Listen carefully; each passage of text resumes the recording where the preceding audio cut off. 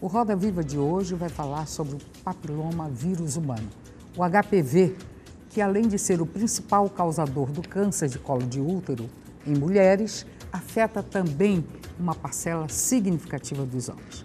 Para falar sobre esse tema, convidamos a ginecologista Mônica Bandeira de Mello. O Roda Viva Amazonas começa agora.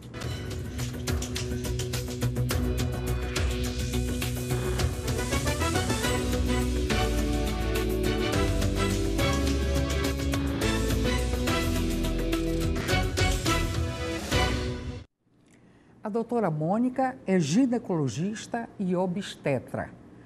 Ela é formada pela Universidade Federal do Amazonas e trabalha na Fundação SECOM no tratamento de pessoas com câncer há 22 anos. Nos ajudando a fazer o programa de hoje estão aqui Karen Lima, psicóloga clínica, Giuseppe Figuolo, urologista, e Natália Viana, funcionária pública. Também fazendo parte deste grupo, o nosso artista plástico Euros Barbosa. Boa noite a todos vocês, convidados. Doutora Mônica, boa noite, um grande prazer tê-la aqui no programa Roda Viva Amazonas. Essas informações são impactantes sobre a quantidade de pessoas atingidas pelo câncer de colo de útero no Amazonas causado pelo papilomavírus. Em primeiro lugar, eu gostaria que a senhora explicasse o que é o papilomavírus, o HPV. Primeiro, eu gostaria de agradecer imensamente a essa oportunidade, à TV Cultura, agradecer ao seu convite, Mengada. Muito obrigada mesmo, ao Figliolo, a Karen e a Natalina. Bom, o papilomavírus humanos é um vírus adquirido sexualmente e é a doença sexualmente transmissível mais comum que existe no mundo inteiro. Então, para vocês terem ideia, de cada 100 mulheres que têm vida sexual ativa, 80 estão contaminadas pelo HPV. A princípio se assusta, mas deixar bem claro que não necessariamente essas 80 mulheres terão câncer de colo uterino. O nosso organismo ele tem uma forma de resistir, de se defender de doenças. Nós temos uma forma de nos defendermos, existe o que a gente chama de autocura. Então, dessas 100 mulheres, 80 eliminam espontaneamente o HPV. Então, de cara, eu já quero deixar bem claro, o fato de uma mulher ter HPV não quer dizer que ela vai ter um câncer de colo uterino. Mas 20% dessas mulheres terão certamente uma complicação, que são o que a gente chama de inflamações pré-cancerosas. Nós estamos vivendo um momento agora, senhoras e senhores, em que nós não podemos abrir mão dessa oportunidade de pensar realmente, nós podemos erradicar esse tipo de câncer. O HPV, ele causa mais de 90% dos casos de câncer de colo uterino. Ele causa aquelas verruguinhas genitais que, na verdade, é a forma boba dele se apresentar. A forma mais grave a gente detecta através de um exame chamado Papa Nicolau, que é o preventivo, aquele exame que toda mulher deve fazer a partir do momento que começa a sua vida sexual. E através de um binóculozinho que a gente chama, que só quem usa esse binóculo é o médico ginecologista especialista em colposcopia. Então, deixar bem claro, esses 20%, eles têm que ser examinados depois do preventivo através desse aparelhinho que é um binóculo, é uma lente de aumento especial. Então, esse momento que nós estamos vivendo, realmente é um momento que vai ser histórico na história do câncer do colo uterino no Amazonas. Eu queria fazer a seguinte observação, doutora. Temos, a partir desse momento que você considera realmente muito importante, especialmente para a saúde pública no Estado, o início de um programa novo que vai cuidar de ações preventivas. Sim. Agora, antes de falar nisso, até porque o assunto é vasto e podemos explanar bastante sobre isso, eu queria que você explicasse uma coisa terrível, essa questão terrível de que por que o Amazonas foi contemplado com esses dados tão aterrorizantes. É o campeão do Brasil, é o campeão da região norte em matéria de câncer de colo uterino. Isso é um dado que nos apavora, não é? Que apavora certamente a população, especialmente feminina.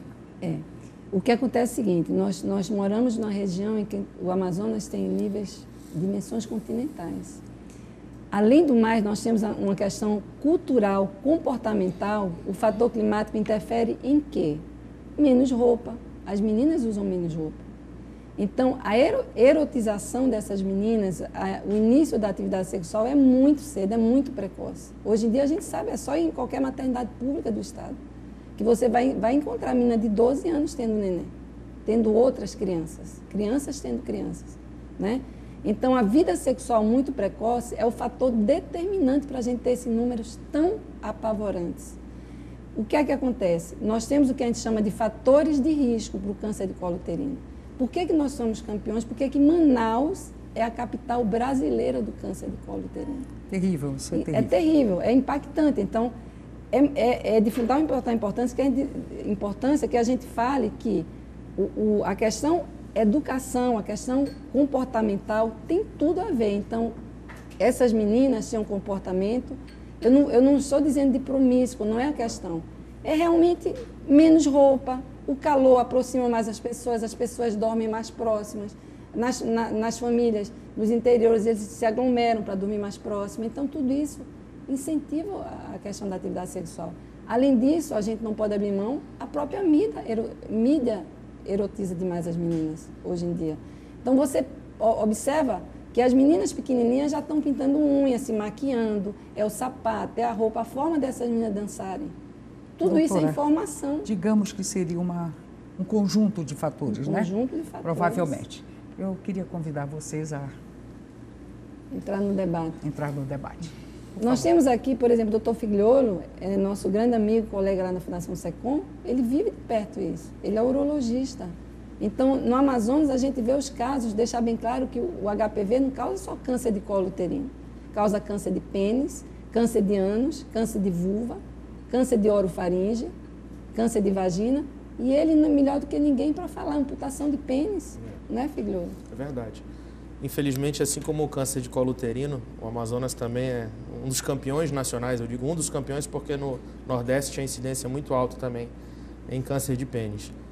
E é uma doença realmente mutilante, né? Está relacionada com HPV, pelo menos em metade dos casos. Outro fator que vale a pena mencionar em relação ao câncer de pênis também é a presença de fimose. A grande maioria dos pacientes, eles têm fimose e isso realmente atrapalha, dificulta a higiene, o acúmulo de secreção, o processo inflamatório associado com infecção por HPV, tabagismo, má higiene, é uma série de fatores que acaba gerando o problema de câncer de pênis, que é também bastante frequente aqui no Amazonas. E o tratamento é realmente muito agressivo, é uma mutilação, envolve aspecto psicológico, de modo que eu acho que essa política de falar sobre o assunto, realmente desmistificar isso, sim, é realmente muito importante. O HPV, ele não atinge só as mulheres, como você falou, ele atinge os homens. Boa parte dos homens não sabe que é portador da doença. Sim.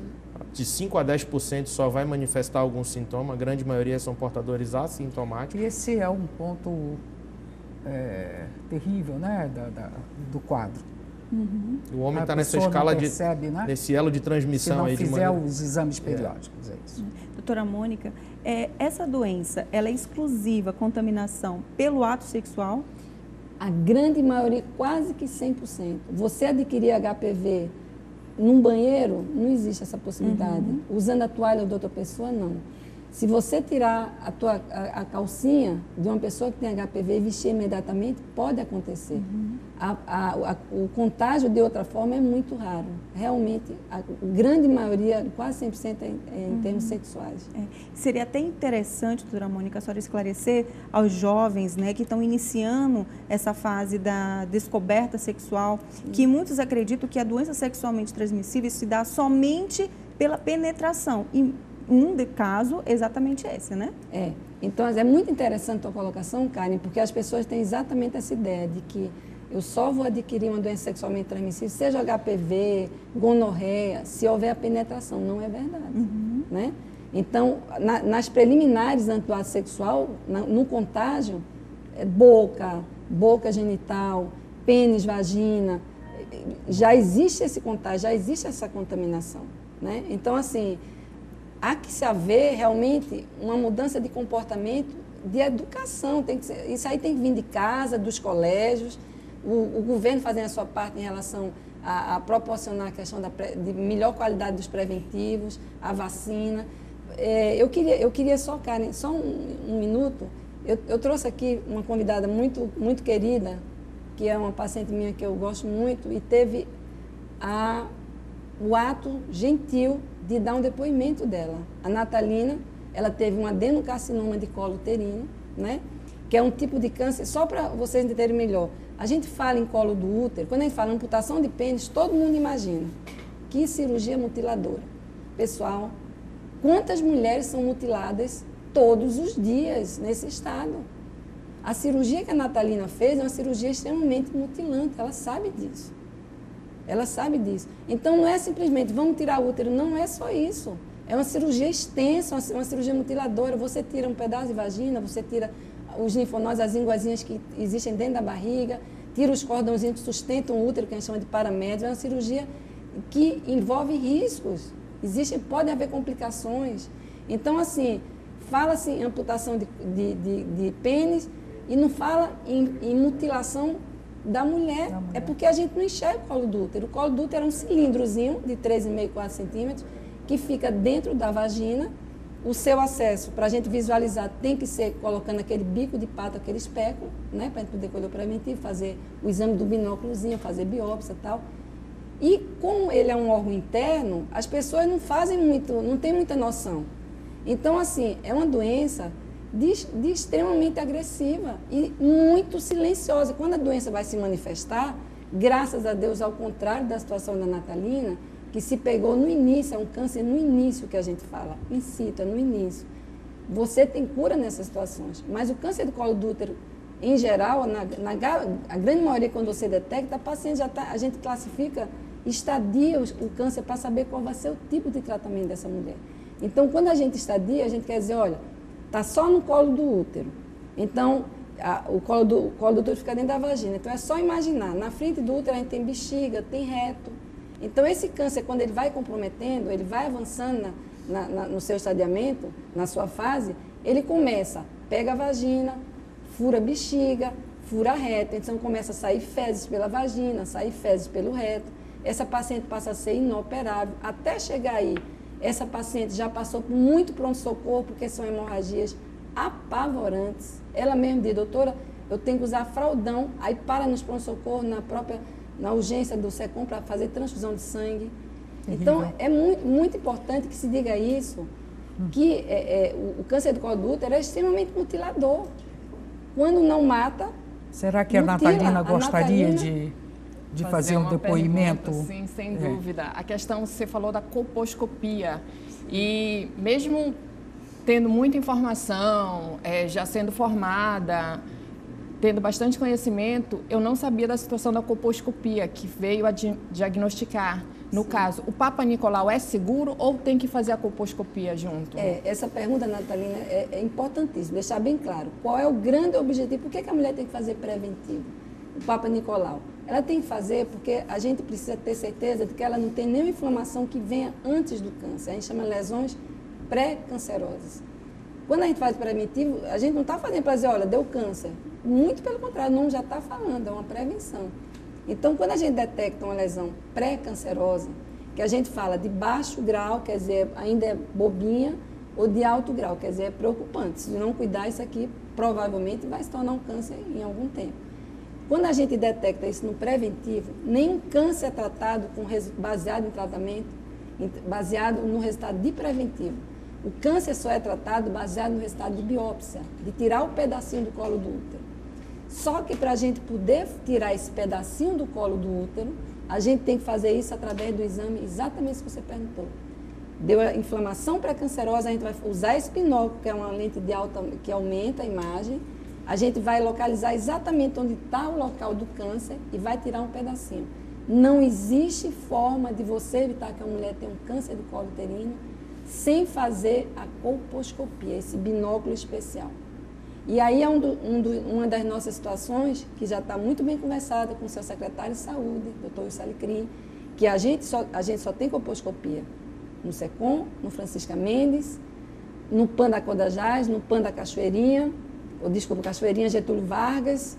Eu não estou lembrando, eu só consigo lembrar desses lugares. A rede pública, sim, de modo geral, está atendida pelo exame, pelo A gente precisa ampliar mais. A gente precisa ampliar mais. Imagine que vem as pacientes do interior, essas pacientes têm que cair no binóculozinho, esse exame tem que ser feito. Só quem faz é ginecologista habilitado em colposcopia, que é olhar o colo do útero de uma forma ampliada, a vagina, o genital. Volta a pergunta, e a rede pública está bem servida de profissionais desse... Não, a gente precisa ampliar. É isso que eu fui conversar, o doutor especialidade.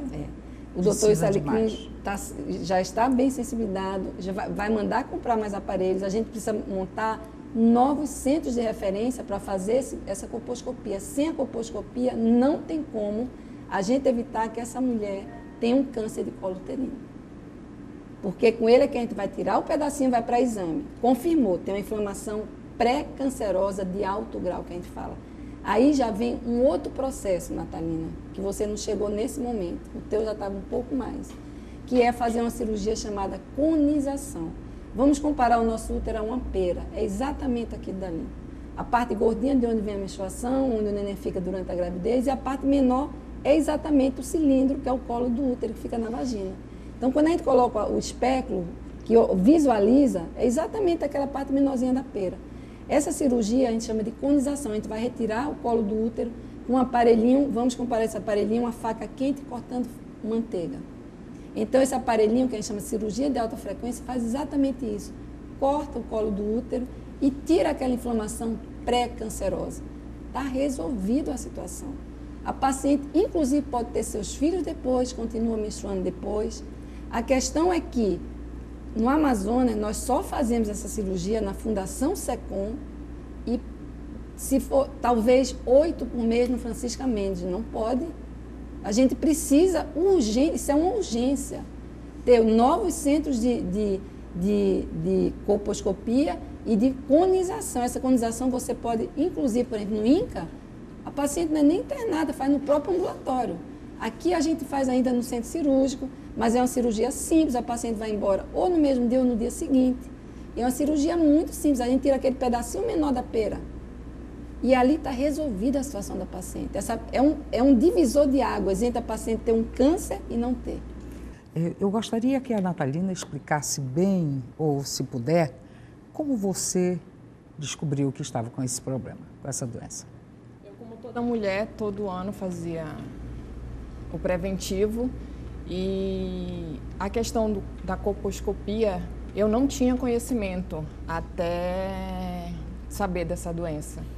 E em novembro eu fiz meus exames todos normais, recebi o resultado, estava em tratamento de um mioma, sangrando bastante, mas em hipótese alguma imaginava que chegaria a um diagnóstico de um câncer.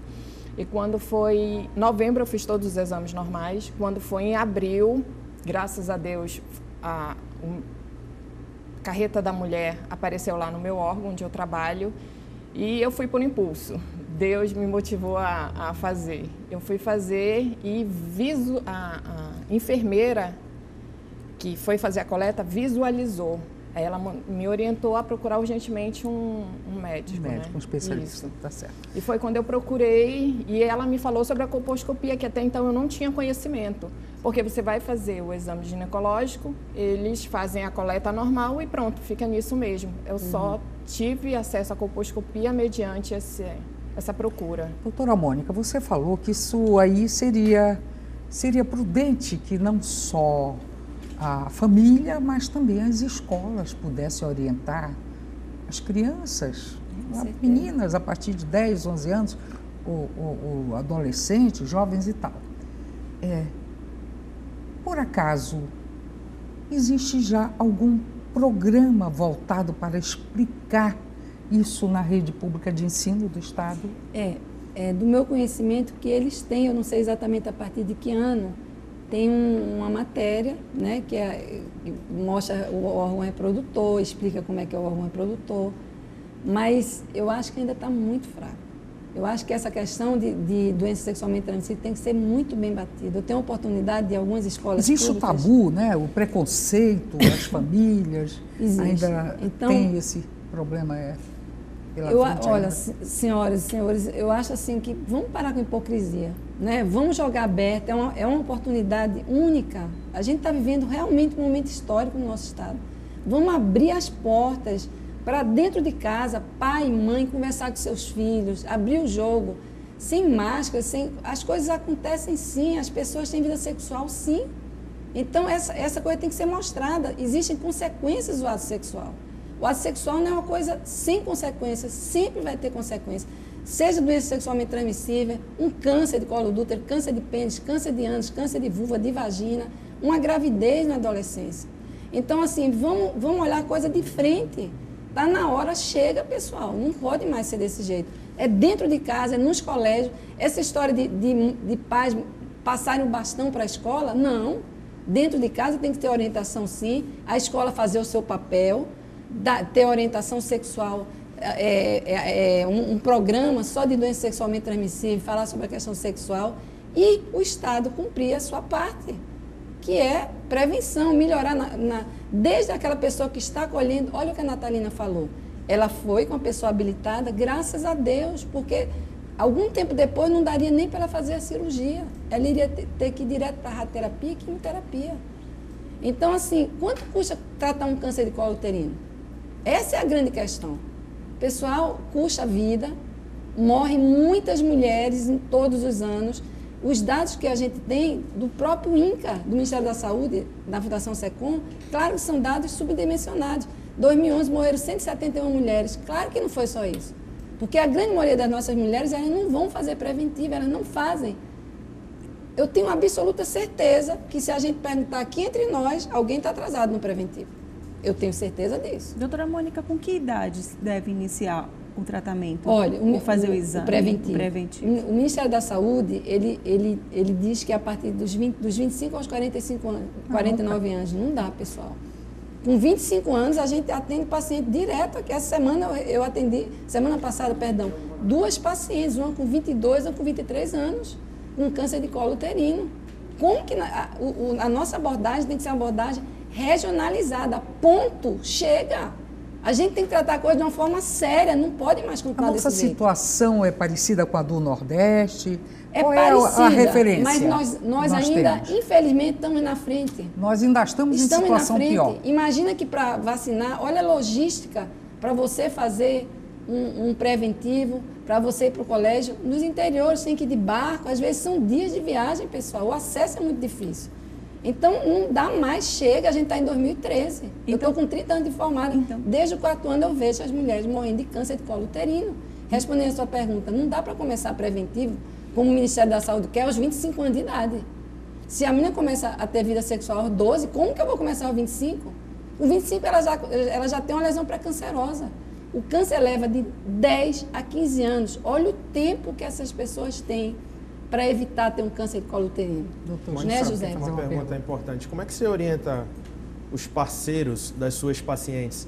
Porque eles também, querendo ou não, têm um papel, né, nessa rede aí de disseminação do HPV, enfim. Então, assim, sempre, pessoal, a camisinha por si só, ela não evita 100% de contaminação do HPV, mas evita outras doenças, o próprio HPV, mas é engraçado uma coisa, eu conversando com uma paciente lá no meu consultório outro dia, ela vira para mim, olha a colocação, aquela ideia de que nunca vai acontecer com você. Pessoal, quando eu falo de jovens, eu estou falando da mais pobre, a mais rica, com nível socioeconômico cultural elevado. Não tem diferença aqui, porque na hora de transar, a coisa rola. Se esquece a responsabilidade, não tem camisinha, troca de parceiros. Essa é que é a grande verdade. Vamos parar com tanta hipocrisia. Então, eu conversando com uma paciente muito esclarecida, estudante da faculdade, eu disse, olha, camisinha sempre anticoncepcional para não engravidar. Camisinha sempre anticoncepcional, parece um robozinho já falando, é automático. Camisinha sempre anticoncepcional para não engravidar. Para minha surpresa, olha que eu não me surpreendo com mais nada. Qual foi a pergunta que ela me fez? Doutora, a senhora sabe com quem eu namoro? Não. Na verdade, eu sabia com quem ela namorava. Não. Ela falou o nome da pessoa, disse, com todo respeito, você tem pinto do mesmo jeito. Então, pessoal, por favor, vamos parar de hipocrisia. Por que você acha que sua filha é melhor do que as outras em quê? Na hora de transar, pessoal, todo mundo é igual. Não existe isso, tem que ter responsabilidade. Eu oriento, Figueiredo, é usar preservativo, faça sua vacina contra HPV, faça seu preventivo anualmente. Anualmente, você me perdoe. Eu sei que o INCA tem todo um critério, mas nós moramos numa região onde o sexo está na pele. As meninas muito cedo, você vê as formas das meninas andarem. As pequenininhas, a forma de andar é sensual. Essa menina dançando é de forma sensual. Então não dá para me dizer, começa aos 25 anos de idade a fazer preventivo. Por favor, não tem condição. Eu sei que existem estudos, mas a coisa tem que ser abordada de uma forma regionalizada, sim. Tem que ser pontual, sim. A gente o Ministério da Saúde já entendeu isso? Que o tratamento, ou melhor, o tratamento, a assistência de modo geral, inclusive através de convênios e políticas públicas mesmo, tem que ser localizado, que tem que respeitar as questões regionais, que tem que respeitar a situação regional, como essa, por exemplo, que você está destacando aí? Será que o Ministério já entendeu isso? O Ministério da Saúde, ele... A princípio veio uma dúvida em relação à eficácia da vacina. É 100% eficaz a vacina contra HPV. É 100% eficaz. A grande questão é grana. Não dá mais. Existe dinheiro. Na época das eleições não se faz tudo. Estão lá os coisinhas para a gente digitar. Lá no mais longínquo dos interiores. Então vamos fazer vacina para essas meninas. Lá no lugar mais distante do nosso estado. Então assim, a questão é financeira. Pessoal, quanto é que custa tratar um câncer de colo uterino? Quantas mães morrem, deixam 5 filhos órfãos, 4 filhos, 3 filhos? Além de todo o sofrimento, é sangrando, vai para pronto-socorro, não é brincadeira. Além do mais, quanto custa fazer uma radioterapia? A internação dessa paciente, essa cirurgia, uma radioterapia custa em média R$10 mil. R$10 mil. Quimioterapia, Figueiredo, nós sabemos, são remédios caríssimos. E o sofrimento dessa mulher não se leva em conta? Quanto é que custa tratar um câncer de colo uterino? É vida, é cirurgia, é sangramento, é radioterapia, é transfusão de sangue, são dias de internação, não é brincadeira. Então, é muito mais fácil. A palavra de ordem é prevenção. É prevenção com vacina, é prevenção com uso de camisinha, fazer seu preventivo, Karen. Começou a vida sexual, já procure seu ginecologista, não tem essa coisa não de começar aos 25 anos de idade e fazer prevenção, não, pessoal, preventivo não. E fazer um preventivo de qualidade. Então, a gente precisa melhorar. Quem está acolhendo aqui? Olha a história da Natalina. A Natalina foi salva por uma enfermeira que foi treinada para isso.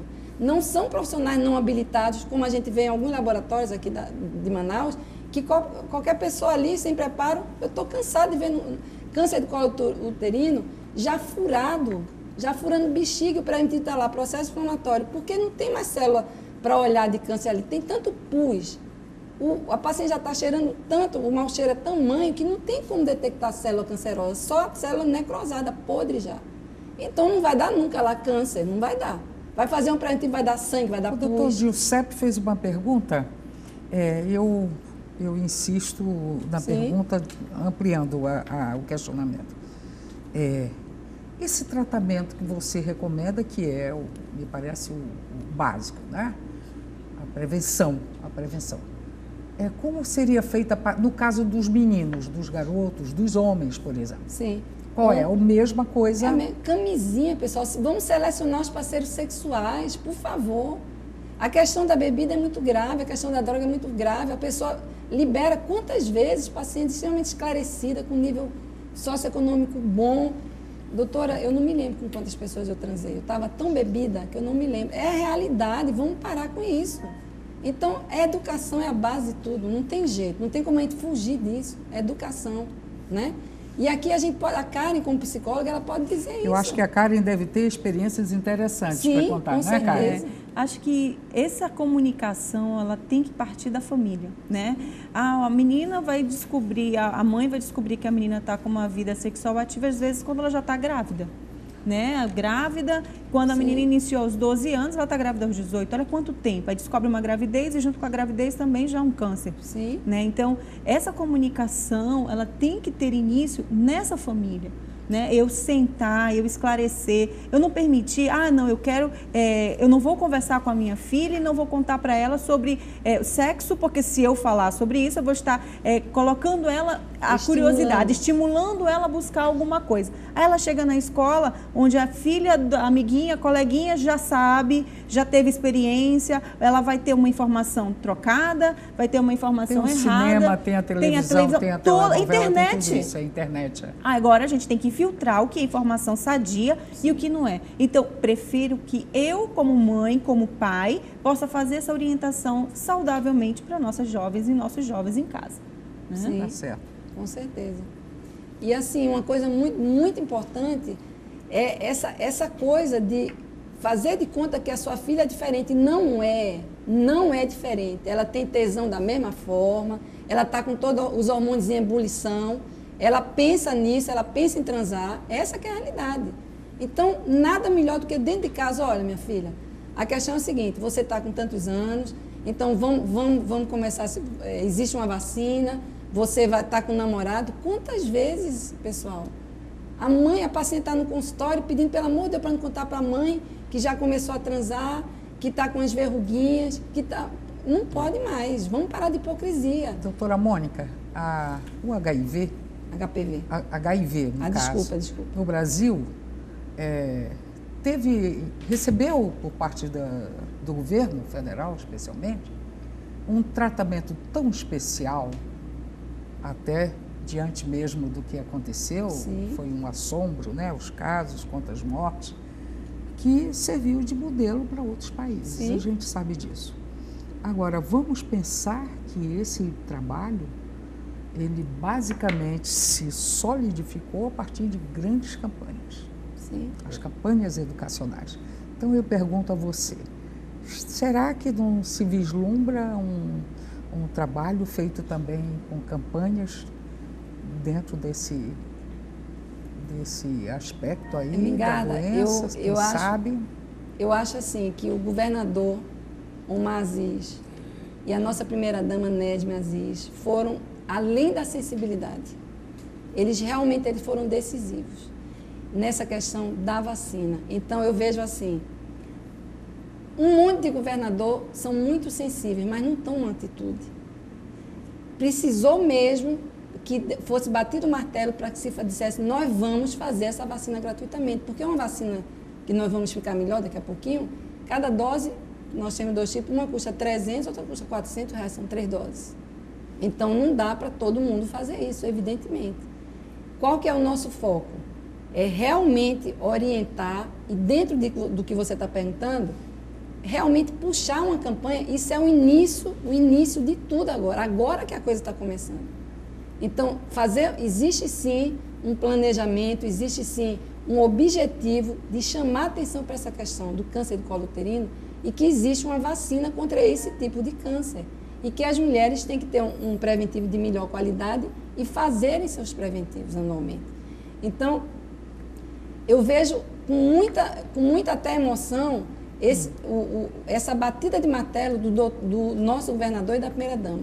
A gente não pode deixar de falar isso, porque em todos os outros estados, todos sabem, têm conhecimento dessa situação, mas sempre está na frente, a prioridade é inaugurar prédios, e aqui é uma coisa que vai ser para o futuro, para a próxima geração, não para essa geração. Certo.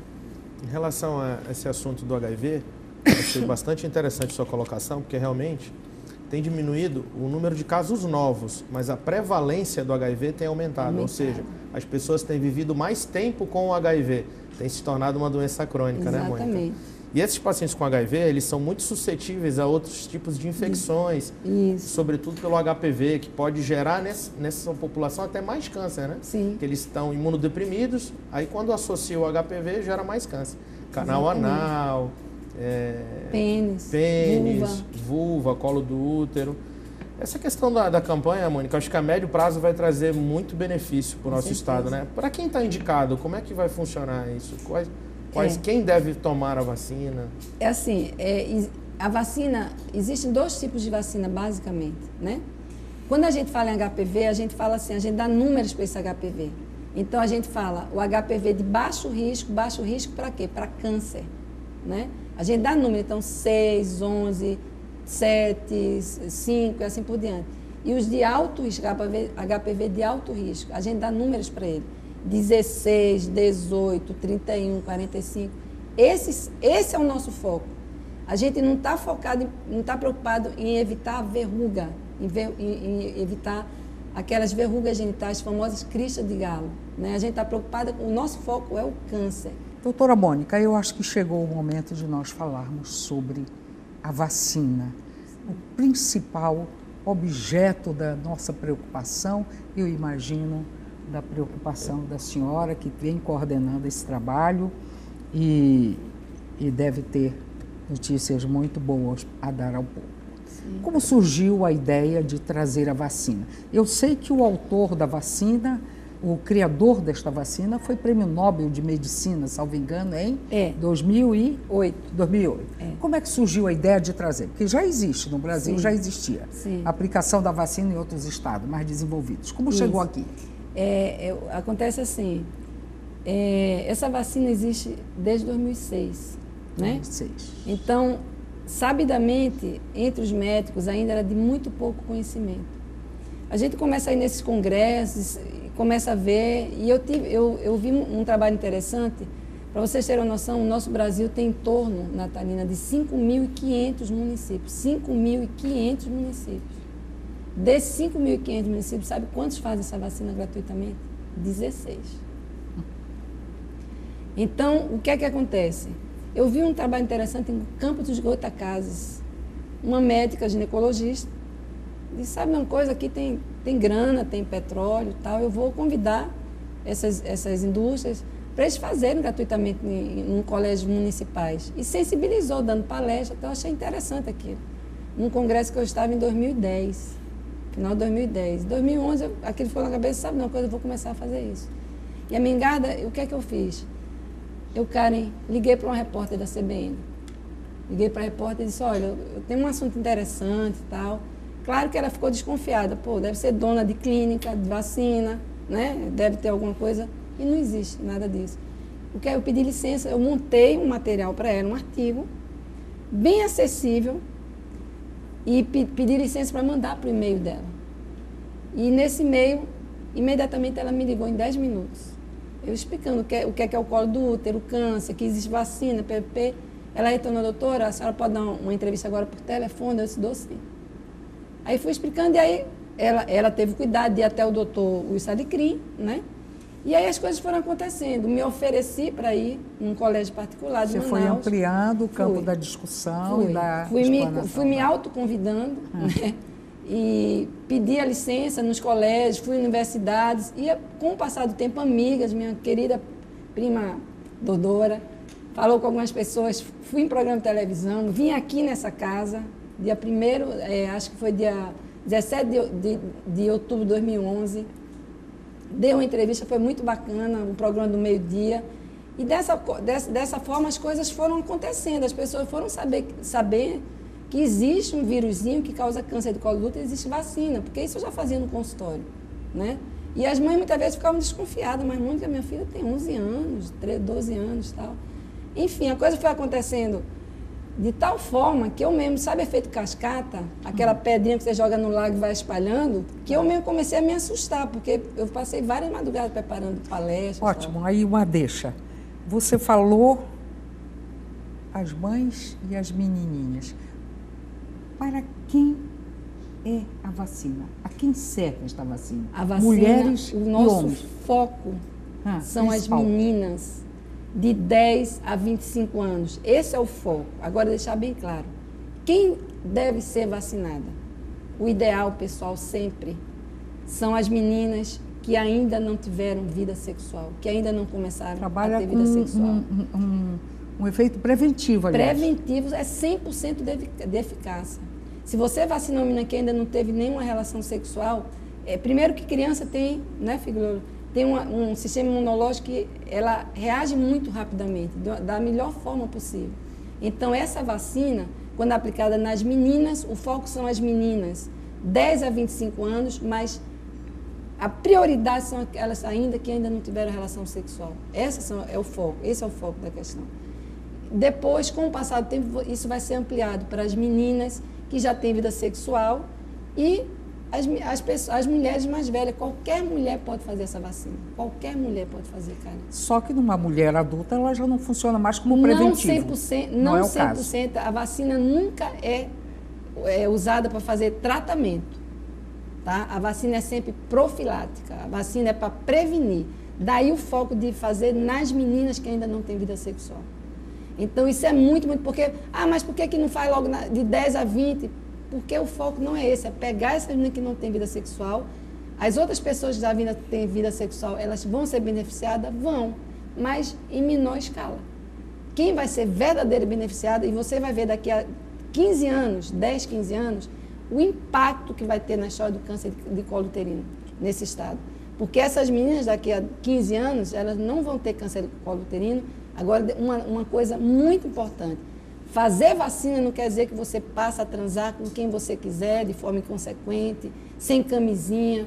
Existem outras doenças, você tem que continuar usando camisinha sim, tomar seu anticoncepcional sim, para não engravidar, ser seletiva da mesma forma. Agora, com um adendo de que você está vacinada contra o câncer de colo uterino. Então, mais do que nunca, a orientação aos pais, né? Porque Total. Isso aí já gerou um rebuliço na cidade, né? Sim. Porque vai começar a fazer uma vacina com meninas de 10 anos, vai estimular a questão sexual dela.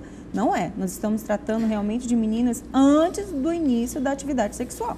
Exatamente. Né? Então, esses pais, eles precisam estar muito esclarecidos do benefício. O câncer por si só já assusta. Então, se eu chego para você e digo, existe um tratamento, existe uma vacina que vai prevenir você a ter um câncer.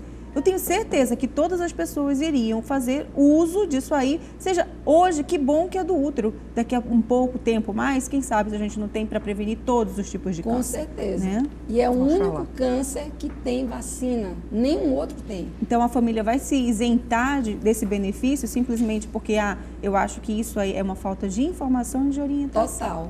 Total.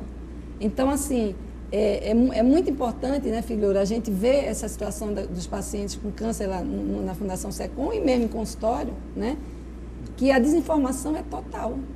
Realmente você fala em vacina, não, mas espera um pouquinho, doutora, vacina, como eu falei anteriormente, a minha filha tem só 11 anos, a gente está prevendo o futuro, não é para agora.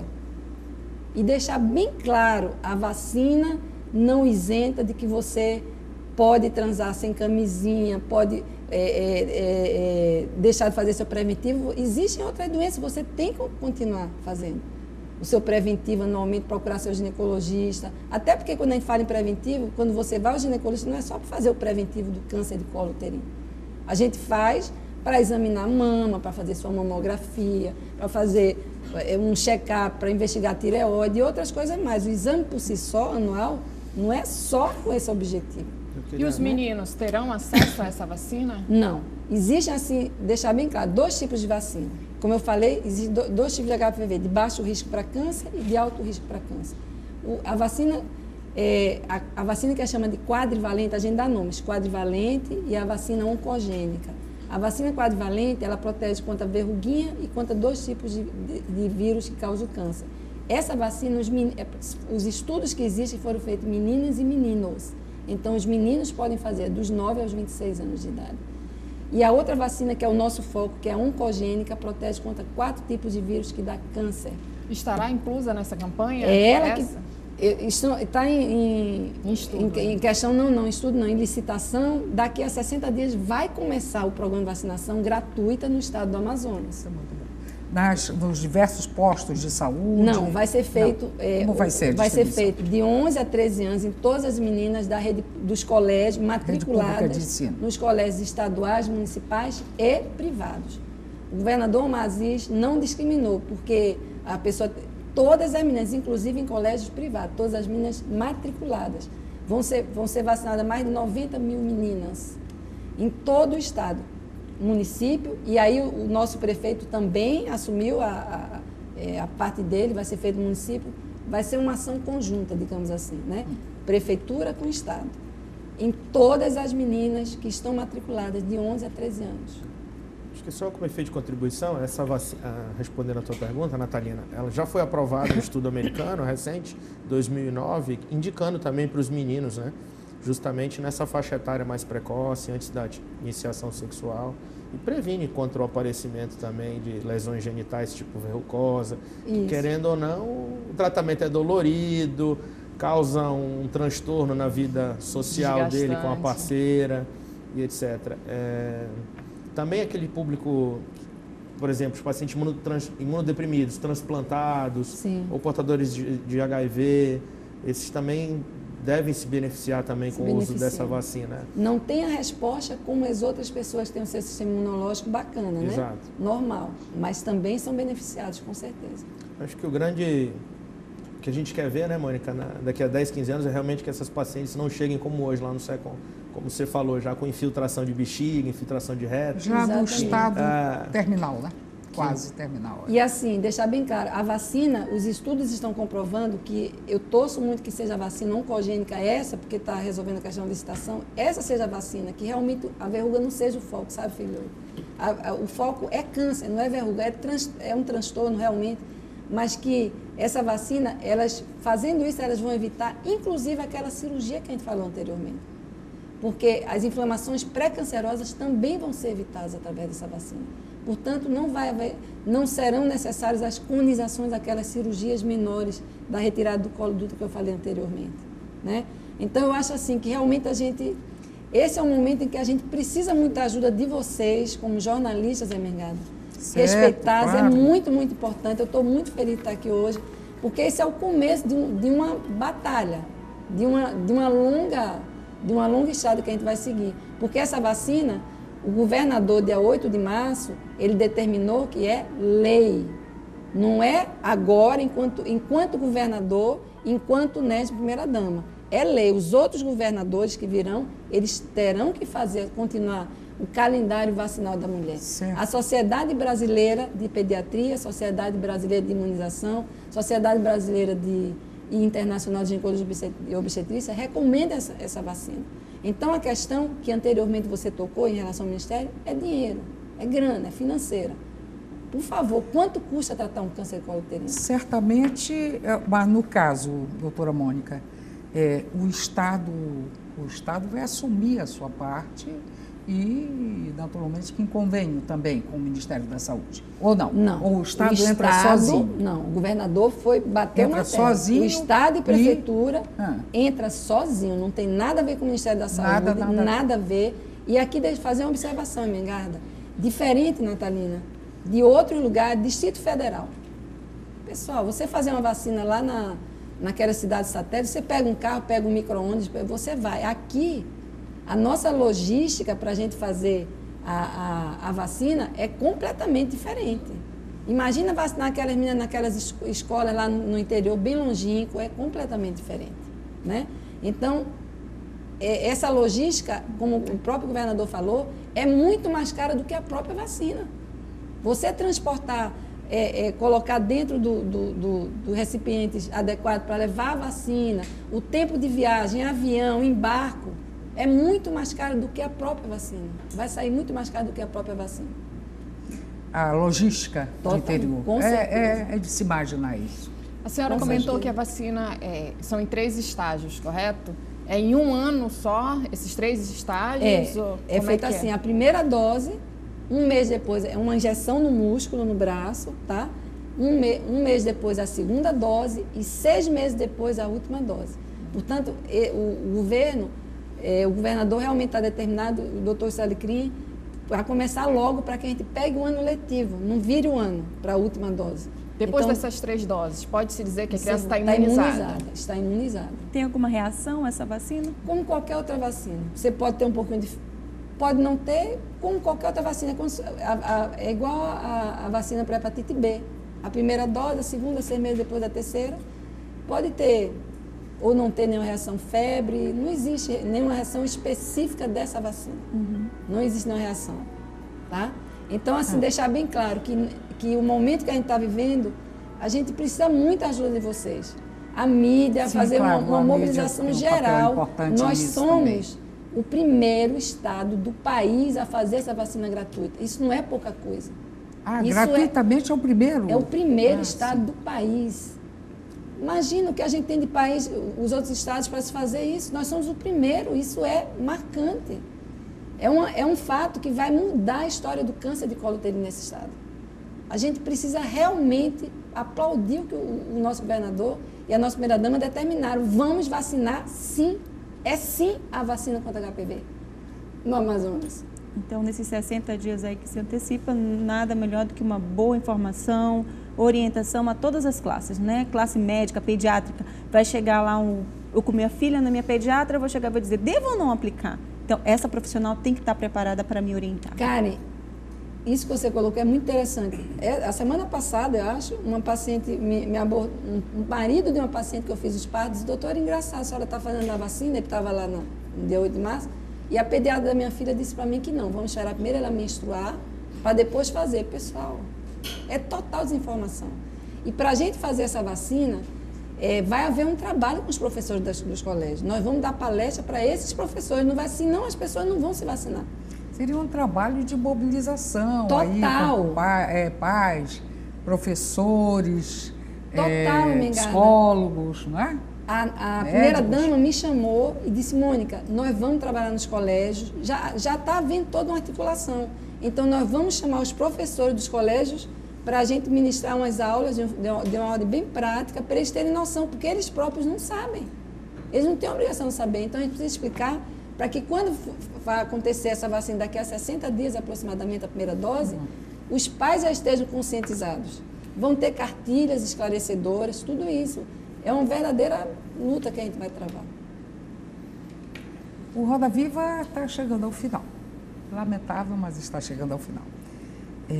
Com lembrança desse programa, doutora, a senhora vai receber um trabalho feito pelo Euros Barbosa. Ai, que legal. Poxa, está lindo, muito obrigada. Muito obrigada. Obrigado também, doutora. Muito obrigada, está lindo, muito obrigada, viu? Obrigado. Vocês estão de parabéns. E agora eu quero agradecer a sua presença aqui, foi muito importante, pelo esclarecimento e pelo que pode vir disso tudo.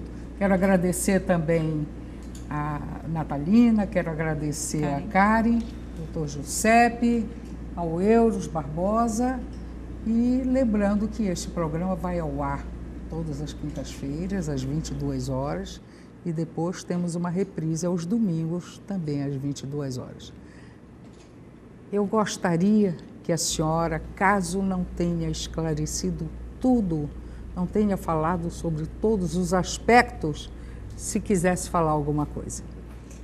Eu queria apenas deixar registrado aqui realmente o meu imenso agradecimento pela oportunidade. Vou precisar da ajuda de vocês sempre. Eu quero convocar meus colegas médicos. Pessoal, nós somos formadores de opinião. A gente precisa muito que os médicos, assim como o Figliolo está aqui, nossas amigas psicólogas e todos os profissionais de todas as áreas, eu quero agradecer e vamos entrar nessa mobilização. Muito obrigada. Okay. Boa noite, então, a todos e muito obrigada. Até o próximo programa.